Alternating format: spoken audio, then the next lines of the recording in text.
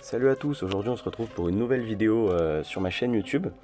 Donc c'est la reprise des vidéos traction. J'aime pas trop dire c'est la reprise, etc. Parce qu'en fait on devrait jamais s'arrêter pour reprendre.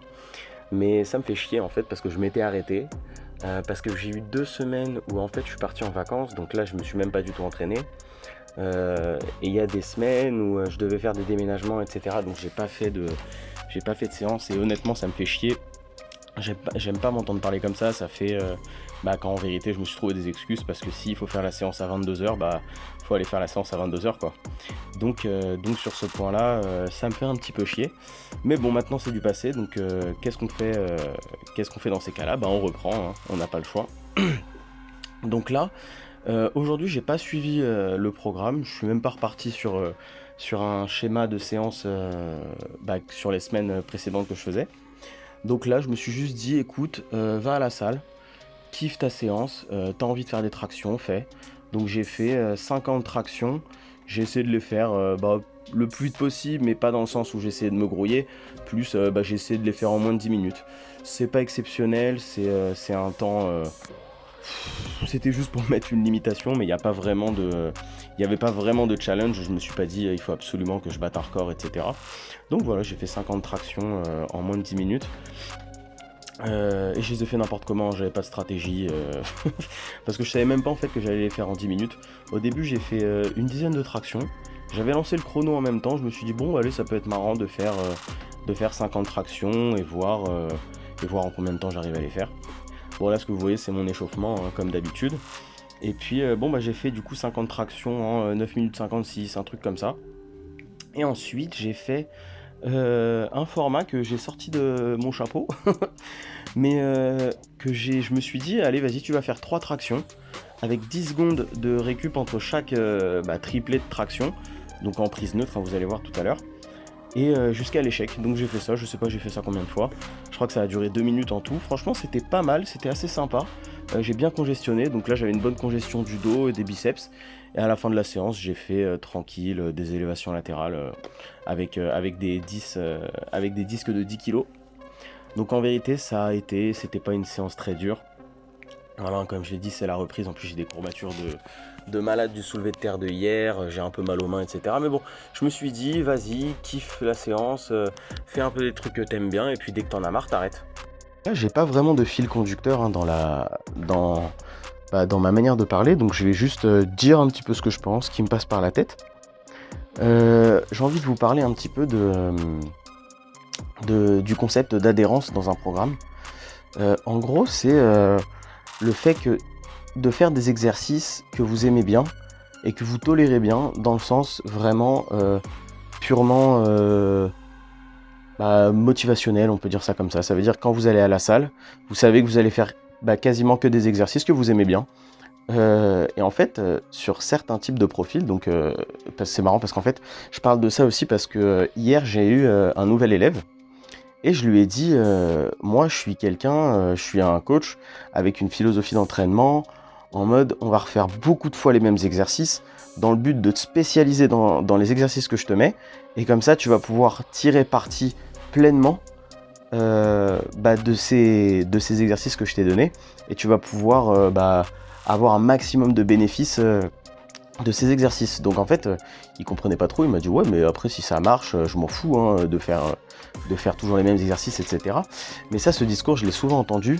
Donc on m'a souvent dit oui, je préfère des exercices, même si c'est répétitif, je m'en fous, je veux juste que ça marche. Et en fait, arrivé à un certain moment, il est possible que vous vous lassiez de ces exercices, même si c'est les meilleurs pour vous. Et c'est là où ça va devenir intéressant de changer de tactique et mettre des exercices peut-être un peu moins efficaces, mais où vous allez être content de les faire. Parce qu'en fait, l'intention que vous allez mettre dans les exercices que vous allez faire, ça va faire que vous alliez progresser beaucoup plus sur des exercices que vous aimez faire.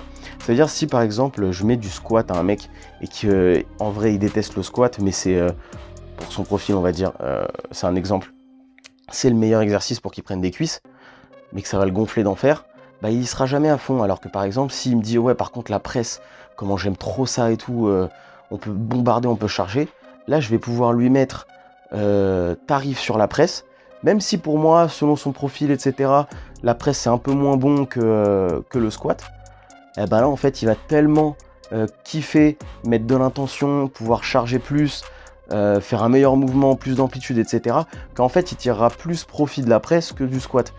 Donc ça rentre dans le principe d'adhérence. Et j'ai remarqué aussi, après moi je viens de la force, donc forcément l'adhérence, c'est pas qu'on s'en bat les couilles, c'est qu'en fait t'es obligé de faire squat, bench, deadlift parce que c'est le sport qui veut ça. Sinon tu changes de sport. Si tu veux faire de la force mais que t'aimes pas faire du squat, du bench et du deadlift, faut voir peut-être faire du frisbee quoi. Donc je vous parle de ça parce que ça m'est venu en tête là, parce que j'en ai parlé avec mon élève hier. Et aussi parce que c'est important là par rapport à ma séance d'aujourd'hui, que si je m'étais forcé à rester dans le cadre que je m'étais fixé alors que ça me gonfle, alors que c'est une reprise, en fait le bénéfice que ça m'aurait apporté de rester dans les clous que j'avais mis, de rester dans le programme que j'avais mis, ça m'aurait fait chier en fait, et j'y serais allé pour faire la séance, alors que là il n'y a pas d'objectif de compétition, il n'y a pas d'objectif très urgent, je veux juste kiffer la pratique des tractions. Donc c'est pour ça en fait j'ai juste un petit peu changé. Et au final je pense que accumuler, donc bien sûr après il faut revenir sur une stratégie cohérente avec une logique dans la programmation des tractions, donc dans mes futures séances. Mais c'est pas grave une fois de temps en temps de changer si on sent qu'on en a marre, si on sent que ça fait chier. En plus j'ai quand même fait les tractions. Donc là le principe d'adhérence, à la rigueur j'aurais fait, si vraiment les tractions ça m'avait cassé les couilles au plus haut point, à la rigueur j'aurais fait du tirage vertical et puis voilà, ça aurait changé un petit peu. D'ailleurs c'est ce que je fais souvent sur ma deuxième séance dos de la semaine. Là je tape du tirage vertical en fait, parce que j'aime bien ça et que j'ai pas envie de me surcharger avec les tractions. Là je vous parle plus dans la pratique plaisir, et je pense qu'à long terme inclure vraiment du plaisir dans les séances, en fait ce sera toujours plus bénéfique et vous progresserez toujours plus. C'est pour ça par exemple un truc que je faisais avant, au squat je me mettais beaucoup de reps. Bon, allez savoir pourquoi, parce qu'en fait ça me faisait bien progresser, tu vois. Mais en fait ça me cassait tellement les couilles de faire autant de reps que par exemple, j'étais capable de faire, je sais pas, je vais vous dire une connerie, 10 reps à 140 au squat, mais en fait, ça me pétait tellement les couilles que je faisais 10 reps à 120. Et donc, du coup, vaut mieux 10 reps à 120 avec la flemme, que c'est chiant, etc. Ou alors, faire, je sais pas, 2 séries de 5 à 145, un peu plus facile, etc. Mais par contre, je les aurais fait avec plus de plaisir et je peux les tenir plus longtemps dans le temps. En tout cas, la vidéo touche à sa fin, donc si vous avez des questions ou si vous voulez même rebondir sur les petites pensées que j'ai eues là pendant la vidéo, n'hésitez vraiment pas. Abonnez-vous, likez, partagez. On est bientôt 100 abonnés, donc ça me fait très plaisir. Et puis on se retrouve pour une prochaine vidéo. Salut à tous!